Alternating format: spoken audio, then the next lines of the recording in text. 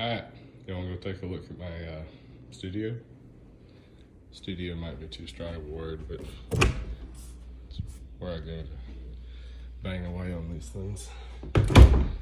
Alright, this was intended to be, and I guess ostensibly still is, a movie room, but I believe in the entire history of these 6 or 7 plus years that we have lived here, that there have been perhaps 4 movies ever watched in this space, and so I decided to take it over as a music room.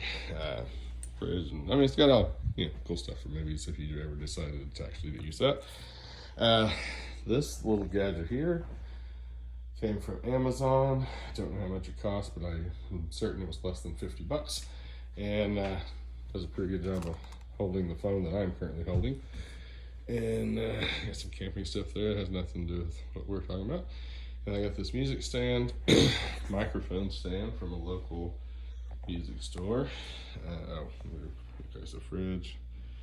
And then we got popcorn buckets. Glasses. In case you want to try to look cool in your video. Alright, we go over here. Pretty much everything I ever play, I play pretty much just like this. And I'm standing here, very close to this mic, which, as you can perhaps hear, is on. And I've got the iPad there, and for when I inevitably drop a pick, I've got an extra one there. All the sounds that I'm getting on any of these videos, except for just straight up acoustics, are out of this Donner Arena 2000, which is set up with Oh Hi There, or something like that. And then, so this is my clean channel. And then Warm Tube is my, I don't know what you call it, not clean channel, dirty channel. Sorry, I'm very new to all this, so the terminology is something I struggle with sometimes. So there's my banjo primer book. I thought that Last Dance had a chord progression that I had stumbled onto, and lo and behold it did, so I had to get the book out to learn the chords. Anyways, I'm going to try to learn a little bit more banjo. So there is the dreaded and feared metronome, which I actually am starting to love, because I don't know, just I think it's important, and somebody, and I wish I could remember your name right now. I'm sorry, dude. Hopefully I'll remember it by the time I post this. But my online rhythm section pointed out that my internal timing in my head sucked a lot more than I thought it did, so started doing that sort of training a lot. This here's got tons of cool information in it and tons of scales and modes, which I don't really understand yet. So I've got the minor pentatonics and the major scale down, and that's about it scales wise, and don't get me started on modes. See here, so this amp right here is the Viper X1 PV, which is awesome, but if you're going to buy this one, buy its bigger brother, which will talk directly to your phone, and it's only a little bit more money for a whole lot more convenience. But this one makes cool sounds. I occasionally still use it. But this dude right here is my super duper all-in-one. It's got a microphone plugged into one channel. It's got this box outgoing into the other channel, and I can and do run the microphone and the guitar through that. This right here is a karaoke machine, which we've had for a few years, and which I was, back before I got this guy, I was running the guitar through the PV and singing through this, and this guy, who's half the size of either one of them, replaced both of them. So this is a Fishman, Fishman Loudbox Mini. Can't say enough good things about that guy, or this guy. All right, so two of my guitars. This is my Yamaha nylon string. It's got a slightly wider neck than a traditional 6-string, but it is not a full it's not a full width what I'm trying to say, not a full width classical. I absolutely love that guitar. I just picked it up after watching some Polyphia videos and realizing that if I had 10 lifetimes, I could never get there. Picked it up at a guitar store to noodle with while I was talking to somebody, and I couldn't set it down, so it went home with me.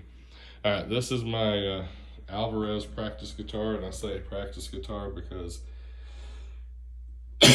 pardon the coughing, it's very early in the morning. So this has, as you can see, fret marker stickers that shows every note on the guitar, which I realize is not very gangster.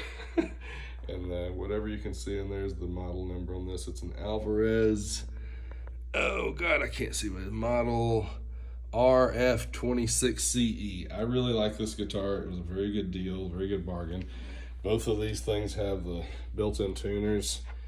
Highly recommend that. Super handy. All right, we got here we got my old Yamaha 12-string. I do not know how old it is. I bought it 20 years ago ish. No, not quite that long ago. 18 years ago. 17, 18 years ago, something like that. I bought it sight unseen for $100. Just because there was a lady trying to sell it to a guy, and he's like, man, I'd sure buy it if I had the money. And I overheard the conversation, walked up on it, and handed her $100 before he could figure out a way to come up with it. She brought this up to the office the next day, and for years and years and years, it was my favorite guitar ever since. This one is, I love this guitar. It is, it's an Ibanez semi-hollow body art core. I bought this with some poker winnings in 2005. I believe it's the only thing I have left out of that run. I had a crazy run where I turned like $100 into $4,000. Turned about half of that $4,000 into musical stuff. This is all that's left out of that. And then the rest of it I reinvested into poker futures, which there's not much of that. All right, and then this last thing right here is my banjo, and I can play a 1-6-4-5 in G. That's the limits of my banjo ability. So much like my Spanish, what little I can do makes it sound like I can do it, but I can't actually do it. All right, there's a tour of the place. If you have the means, I highly recommend it. Ferris Bueller voice. To get you a space where you can go bang around, make some noise, and not have to worry about bothering people. And so far, I have not been able to, I mean, not that I've tried to, but I've never had it loud enough to where it's bothered anybody else in the house. And I've purposefully had people go to different rooms and try it out. Oh, where'd my glasses go? I was going to be cool for the video. That was my whole point in picking up the glasses at the beginning. All right, well, if you're still watching this for some crazy reason, thank you for taking a tour of my my music space, my studio. I feel like studio is probably a little bit too glamorous of a word for it, considering what I do in here. But anyways, here we are. Thank you.